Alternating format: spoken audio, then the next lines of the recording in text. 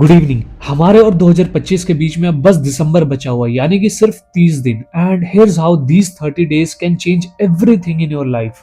हर साल जनवरी आते ही लोग गोल्स एंड टारगेट सेट करते हैं, जिम की मेंबरशिप लेते हैं, नए नए कोर्सेज में एनरोल करते हैं। एंड ऊपर से देखा जाए तो इसमें कुछ भी गलत नहीं है, बट आप ऑनेस्टली बताओ, आपको क्या लगता है कितने लोग ही होंगे जो इसको एटलीस्ट 30 दिन में सही ढंग से परस्यू करते होंगे? द डेटा सेज कि 95% लोग पहले ही 10 दिनों में क्विट कर देते हैं। बट ऐसा होता क्यों? ये इसलिए होता है क्योंकि उन्होंने शुरुआत ही गलत रीजंस की वजह से की। रियल लाइफ चेंजिंग जर्नी की शुरुआत किसी मंडे या फिर न्यू ईयर का इंतजार नहीं कर। रियल लाइफ चेंजिंग जर्नी की शुरुआत अचानक से अंदर की भड़ास से हो जाती। ये सारे ही लोग क्विट इस वजह से कर देते हैं बिकॉज इन्होंने भेड़ बकरी की तरह सबके साथ एक एक्सटर्नल ओकेजन की वजह से शुरुआत कर दी। एक्चुअल में इनके अंदर की दुनिया ये वहीं के वहीं पड़ी हुई है। ये बिल्कुल ऐसा है कि किसी गरीब आदमी की लॉटरी लग गई और वो अचानक से एक दिन अमीर हो गया और उसने सारे के सारे पैसे फिर गैम्बलिंग और बेकार की चीजों में लगा दिया और वापस से 10 दिन बाद वो उसी पोजीशन पे आ गया। जब भी आप किसी ऐसे को देखोगे जो हमेशा प्रोग्रेसिव मोड में रहता है, हमेशा ग्रो करता रहता है, वो इस वजह से बिकॉज वो मंडे या फिर न्यू ईयर इन सब चीजों का इंतजार नहीं करता। उसकी लाइफ में कभी ना कभी कुछ ऐसा हुआ जिसने उसको एक बहुत ही स्ट्रॉन्ग इमोशन दे दिया, एक सॉलिड रीजनिंग दे दी, जिसकी वजह से उसने डिसाइड किया कि अब मैं इस सिचुएशन में नहीं रह सकता, मुझे निकलना पड़ेगा। तभी उस वैलिड रीजनिंग के साथ शुरुआत होती है। एंड इसीलिए आप देखोगे sometimes people with the worst past create the best future, because उन्होंने देखा कि एक्चुअली में फेलियर बोलते किसको है। एंड वो चेंज करने की मोटिवेशन वो कहीं बाहर किसी एक्सटर्नल फैक्टर से नहीं आई, वो अंदर से आई। उन्होंने कोई शुरुआत नहीं की जबरदस्ती, वो बस हो गई और देखते देखते वो लोग ग्रो भी करने लग गए। एंड इसीलिए it is my strong suggestion कि आप जनवरी का इंतजार मत करो, अभी से ही शुरू करो। 30 दिन में क्या क्या चीजें चेंज नहीं हो सकती। आपको हेल्थ चाहिए, कोई बात नहीं, अभी से शुरू करो। जिम की मेंबरशिप नहीं ले सकते, कोई बात नहीं, 60-70 पुशअप्स घर पे मारो, स्क्वाट्स घर पे लगाओ। वेल्थ चाहिए, देन 10-10 दिन के हिसाब से 3 पार्ट्स में दिसंबर को डिवाइड कर दो। पहले 10 दिन मुझे रिसर्च करना है, उसके बारे में पढ़ना है, फिर 10 दिन मुझे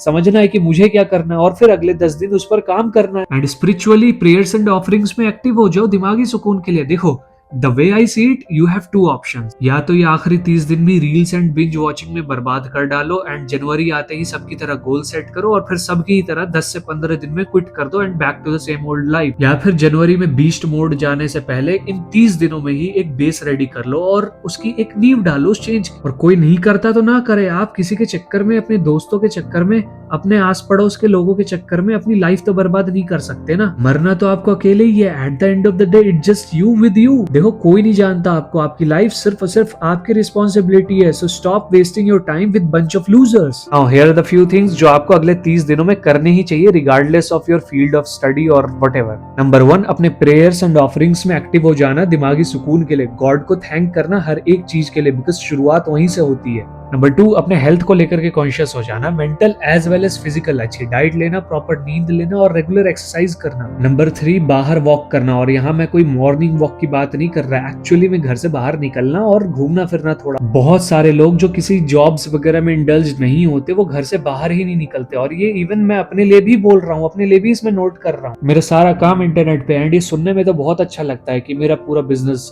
घर से ऑपरेट हो रहा है, मुझे कहीं जाना नहीं पड़ रहा। बट इन रियलिटी कई दिन हो जाते हैं मुझे घर से बाहर निकले हुए। तो ये चीज मेरे लिए भी है। प्लस वो भी जो स्कूल एंड कॉलेजेस मोस्टली इस महीने में ऑफ होते हैं। तो rather than spending your whole time scrolling through bunch of reels and wasting your time, you should go out on a regular basis. Number 4 is content consumption को filter करो और उन्हीं चीजों को कंज्यूम करो जो सिर्फ आपके मतलब की, ना कि बेकार की रील्स में स्वाइप करते रहो। देखो, कंटेंट्स नेवर एंडिंग साइकिल है दुनिया में। ना ही मूवीज की कमी है, ना ही वीडियोस की कमी है और ना ही बुक्स की कमी है। बट अगर आप इन प्री रिकॉर्डेड कंटेंट्स और प्री रिटन कंटेंट्स को ही कंज्यूम करते रहोगे, सिर्फ इन्हीं को देखते या पढ़ते रहोगे, तो आप कुछ खुद एक्सपीरियंस ही नहीं कर पाओगे। एंड मोस्टली कंटेंट्स वक्त की बर्बादी होती है। तो इसीलिए जो सिर्फ मतलब की चीजें हैं, सिर्फ उन्हीं को कंज्यूम करो and then shut it off. Number 5 is figure out करो कि आपको एक्चुअली में करना क्या है। और ये चीज ऐसे समझ में आपके नहीं आएगी, आपको एक्चुअली में टाइम लगाना पड़ेगा एक्सप्लोरेशन में। आपको एक्सप्लोर करना पड़ेगा और डिफरेंट चीजें ट्राई करनी पड़ेगी। देखो, एक बात समझ लो,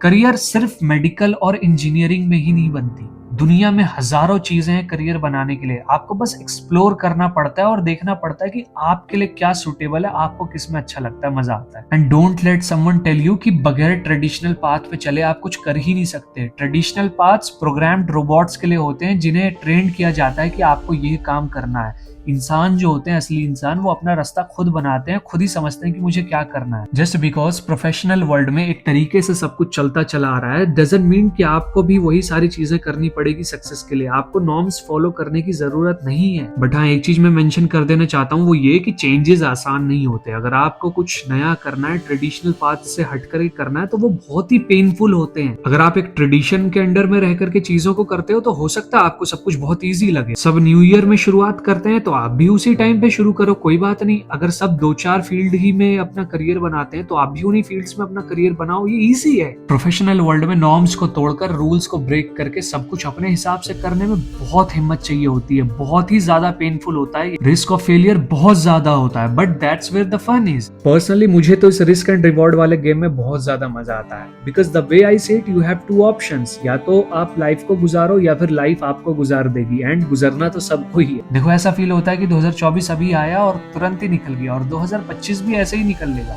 और देखा जाए तो 30 दिन भी बहुत ज्यादा नहीं होते। बट अगर इन रियलिटी हम ये एम करें कि ये चेंजेस करनी है और इस पर्टिकुलर वजह से करनी है, तो यही 30 दिन और 1 साल बहुत होते हैं, सब कुछ बदल के रख सकते हैं। And as Einstein said, time is relative. Experience करने वाले पर डिपेंड करता है कि इसकी स्पीड कितनी है। बट जो बेकार की चीजों में टाइम पास करता रहेगा, उसे टाइम ही नहीं मिलेगा कुछ सही करने का या फिर ग्रो करने का। और जो खुद को बेहतर करने में टाइम लगाता रहता है, उसे टाइम ही नहीं मिलेगा पास करने का। And with that said, I will see you in the next one.